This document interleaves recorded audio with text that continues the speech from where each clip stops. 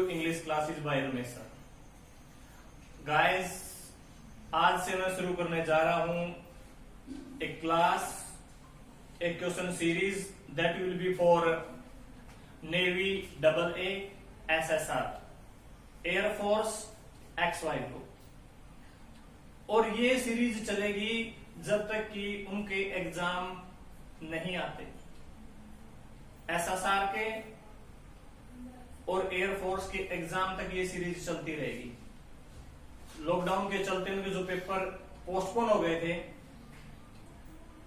अब उनके पास एक चांस है अच्छे तरीके से अपनी स्टडी को जारी रखने का, और कंपटीशन है दूसरे बच्चों से आगे निकलने के लिए उनके पास एक अच्छा चांस है। और इस टाइम पे मैं ये सीरीज शुरू करने जा रहा हूं नेवी के लिए और एयरफोर्स के लिए।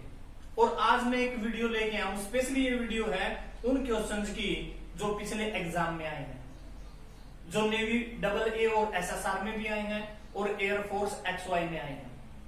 जो बच्चों ने जिनके याद रहे, जो क्वेश्चन उन्होंने लिखवाए हैं, वही इसमें मैं लेके आया हूं। तो ज्यादा टाइम वेस्ट ना करते हुए शुरू करते हैं आज की वीडियो। और इस वीडियो में क्वेश्चन के साथ साथ उसका सॉल्यूशन और उससे आगे भी मैं समझाऊंगा। और आपको पता है एयरफोर्स में तो क्वेश्चन काफी रिपीट होते हैं, तो ये वीडियो आपके लिए काफी इंपॉर्टेंट रहने वाली है। इसलिए जब तक आपके एग्जाम कंप्लीट नहीं होते तब तक जुड़े रहिए ट्रू इंग्लिश क्लास के साथ। लीजिए शुरू करते हैं आज की वीडियो। पहला जो क्वेश्चन आया था ये 2019 SSR में आया था। इंग्लिश का क्वेश्चन है, it is time to buy books.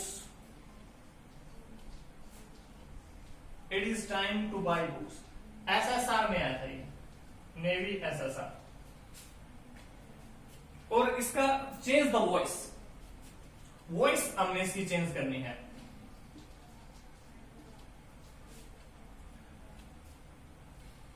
Voice मेरे ख्याल से आपने ये चैप्टर पढ़ा होगा। यदि आपने ये अच्छे तरीके से नहीं किया है तो आप true English classes by Ramesh sir पे जाके वॉइस की वीडियो देख भी सकते हैं। It is time to buy books. इस प्रकार के सेंटेंसेस किस प्रकार सोल्व किए जाते हैं? सभी का एक ही पैटर्न है, एक ही फॉर्मूला है। आपने सबसे पहले ये रखना आंसर में, इट इज टाइम। मैं उन सभी क्वेश्चन के बारे में बता रहा हूं जो वॉइस में है और इट इज टाइम से शुरू हो रहे हैं, जो इट इज टाइम से शुरू हो रहे हैं। और इस प्रकार के पेपर में बड़े इंपॉर्टेंट बनते हैं क्योंकि डिफरेंट पैटर्न है। जो भी इट इज टाइम से शुरू हो तो आपने करना क्या है, सबसे पहले इट इज टाइम, फिर आप अपने पास से रखोगे फॉर। और 4 ऑप्शन में मुश्किल एक ही ऑप्शन में फॉर मिलता है, लेकिन फिर भी आपको आना भी चाहिए। It is time for, last में जो नाउन है उसको लेके आओगे। It is time for books. यहां to buy, to watch, to see, इस प्रकार के वर्ड मिलते हैं, उनको आपने करना है टू यही रख देना है, फिर आपने लिखना है बी और इसके थर्ड फॉर्म कर देनी है बाई की बोर्ड। ये इसका सॉल्यूशन होगा। दोबारा फिर बता रहा हूं मैं, इट इज टाइम से जो शुरू होते हैं सबसे पहले रखना है अपने इट इज टाइम, फिर अपने पास से रखना है अपने फॉर, फिर पीछे से लेके आना नाउन जो बुक्स है, और टू वाच, टू बाई, उनको टू बी थर्ड फॉर्म कर देना है। SSR में आया था ये। Next, a well experienced person, one word substitutes है। A well experienced person is called। जो पहले 3 क्वेश्चन है SSR के हैं। A well experienced person is called, one word substitutes. 4 option थे जिसमें से राइट आंसर है वेटरन, VETERN।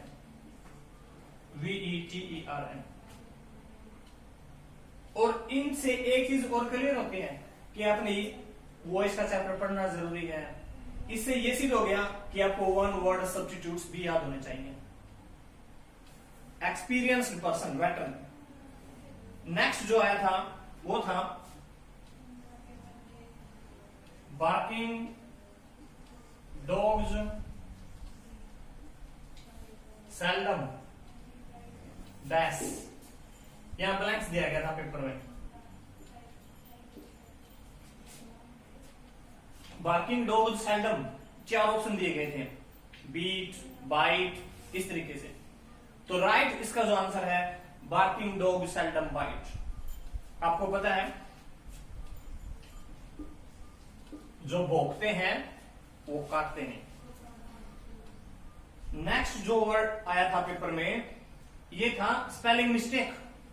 तो स्पेलिंग मिस्टेक भी इंपॉर्टेंट बनता है नेवी के लिए भी और एयरफोर्स के लिए भी। इसमें 4 दिए गए थे, डिस्पैरिटी, इल्यूजन, इनविटेबल और मिडल। इल्यूजन की स्पेलिंग भी ठीक थी, मिडल की स्पेलिंग भी इसमें ठीक थी, इनविटेबल की स्पेलिंग भी ठीक थी। जो गड़बड़ की गई थी वो थी disparity. Spelling dis PERITY, disparity होता है असमानता।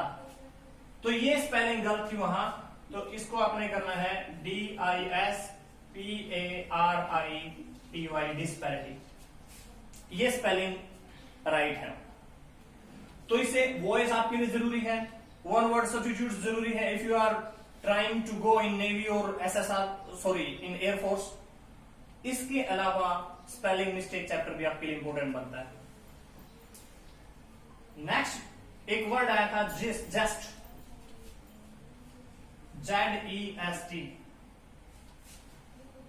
And we have to tell the synonyms of zest. इसका पर्यायवाची हमें बताना था।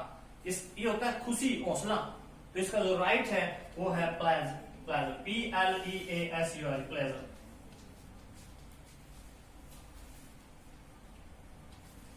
नेक्स्ट जो आपके लिए आपको मैं करवाने जा रहा हूं ये आया था एयरफोर्स, XY ग्रुप में आया था। एयरफोर्स में वॉइस का सेंटेंस है ये।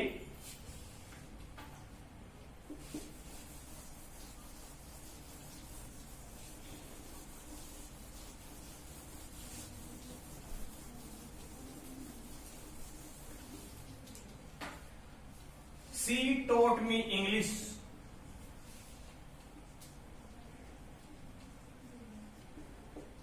She taught me English.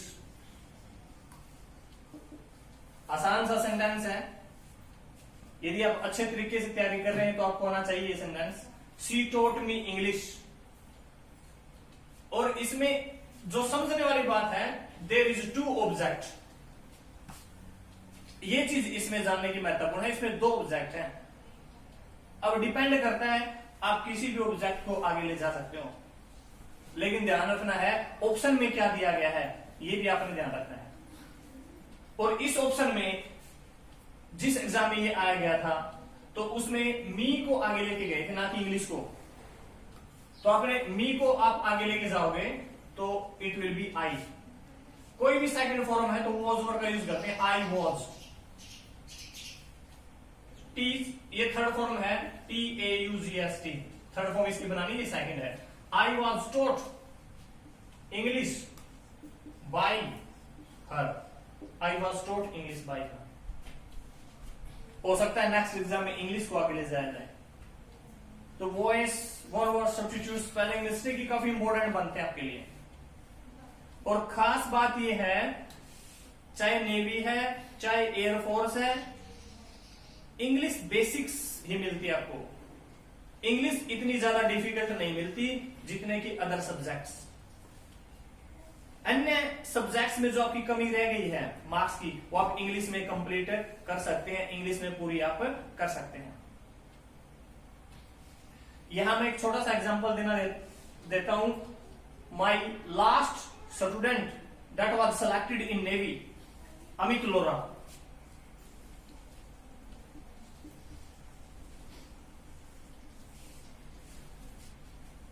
Before joining, he attempted 3 times, and in all 3 attempts, he got 17 out of 25.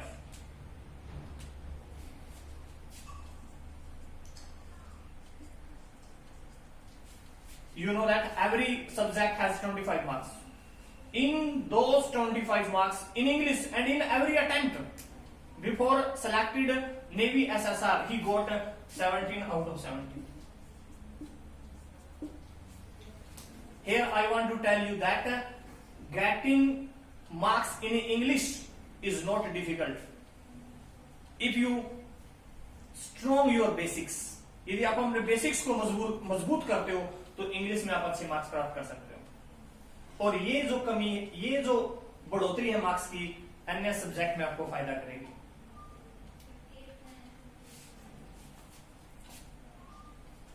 यहां मैं आपको बताने जा रहा हूं कि जो टॉपिक मैं करवा रहा हूं वो काफी इंपॉर्टेंट है। वही सेंटेंसेस यहां करवाए जा रहे हैं। That what told me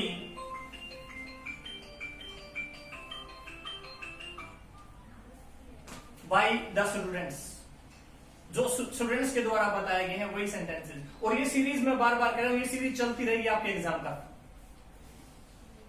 next जो सेंटेंस है, एक वर्ड आया था स्टेल, STALE, स्टेल। इसका एंटोनिम्स बताना था, इसका उल्टा बताना था। और स्टेल आपको पता है बासी, हिंदी में क्या बोलते हैं इसको, बासी। और बासी का उल्टा आपको पता है तरोताजा। तो इसका एंटोनिम्स मिलेगा आपको फ्रेश। 4 ऑप्शन में इसका ऑप्शन था फ्रेश, क्योंकि 4 ऑप्शन बच्चों को याद भी नहीं रहते, वो आंसर ही आके बता सकते हैं सर इसका आंसर फ्रेश था। 1-2 और ऑप्शन उनको याद रह जाते हैं। तो इसलिए 4 ऑप्शन मेरे लिए लिखना मुश्किल है। जो बच्चों के द्वारा सेंटेंस बताए गए हैं वही सेंटेंस में यहां पे लिख रहा हूं, पिछले पेपर में जो आएगा। नेक्स्ट है, ये आसान था, I have an dash sister. इसमें ऑप्शन एल्डर, ओल्डर, ऐसे ऑप्शन में। तो उम्र में जो बड़ा हो दैट इज कॉल्ड एल्डर, तो इसका ऑप्शन है एल्डर। नेक्स्ट है, ये भी आसान है, ही इज स्लो।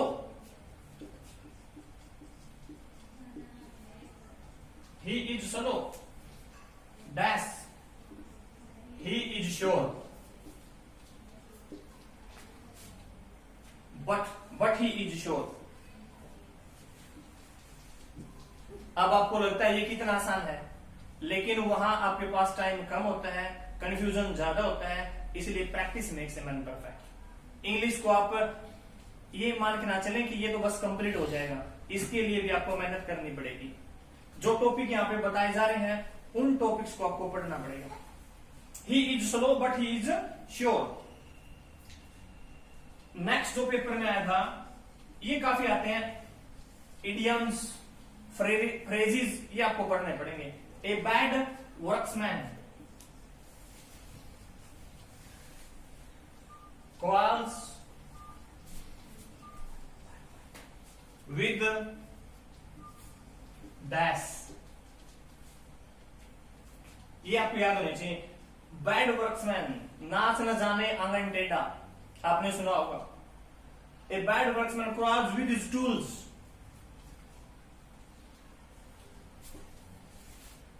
जो आगे बढ़ने वाले हैं वो अपनी समस्याओं का रोना नहीं रोते। जिस प्रकार की भी हालात हैं, जिस प्रकार का भी फैमिली बैकग्राउंड है, उसमें वो आगे निकलने की कोशिश करते हैं। इसका यही इसका एक एग्जांपल है। Bad workmen quarrels with his tools is the right option here. Next example is of preposition. Preposition आपके लिए बड़ी इंपॉर्टेंट है, इसके लिए मैं एक वीडियो लेके आऊंगा कल, स्पेशली प्रेपोजिशन की ट्रिक्स के द्वारा, वो आप आसानी से याद कर सकते हैं। He was accused dash murder। तो कुछ वर्ड्स होते हैं जो आपने याद रखने पड़ेंगे, जैसे accused of दोषी होना। आपको पता होना चाहिए कौन सी प्रेपोजिशन इसके साथ में आएगी। Accused of murder. Next example is also preposition. He is looking. He is looking this.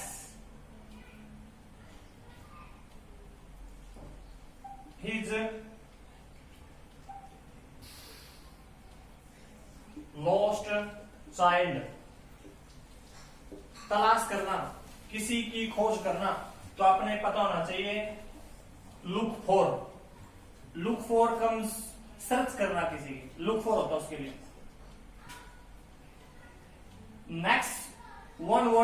Next example is of one word substitutes.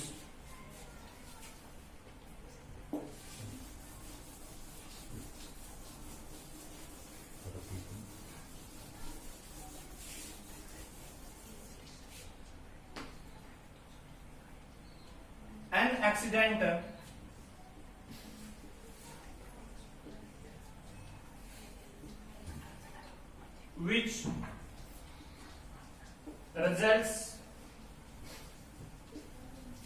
accident which results in death.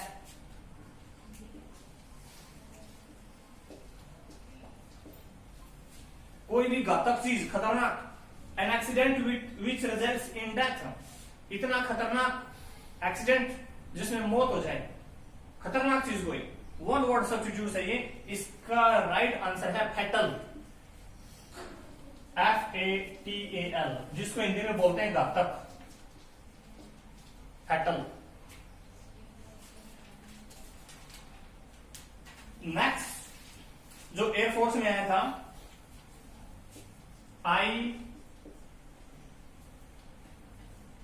Prefer this book, I prefer this book dash that. Air force में आया था,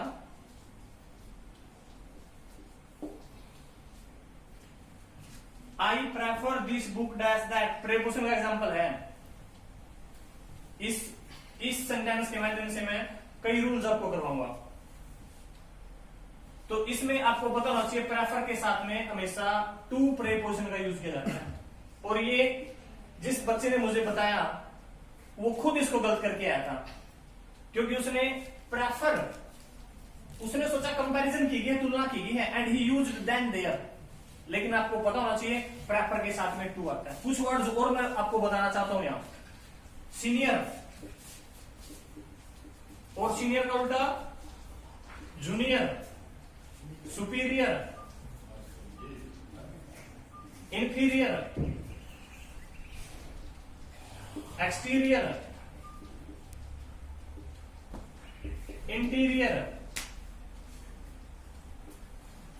injurious, की, ये सारे जो words हैं एक ही तर्ज के वर्ड हैं और सभी के साथ में टू का यूज किया जाता है। इनमें से पेपर में आने के चांसेस हैं और आपको याद भी आसानी से हो सकते हैं। जूनियर, सीनियर, सुपीरियर, इंफीरियर, ये जो सारी तर्ज हैं सभी के साथ में टू का यूज होता है। की टू, इंजूरियस टू और प्रेफर, इन सब के साथ में टू का यूज होगा। नेक्स्ट एग्जांपल जो आपको देना चाह रहा हूं यहां,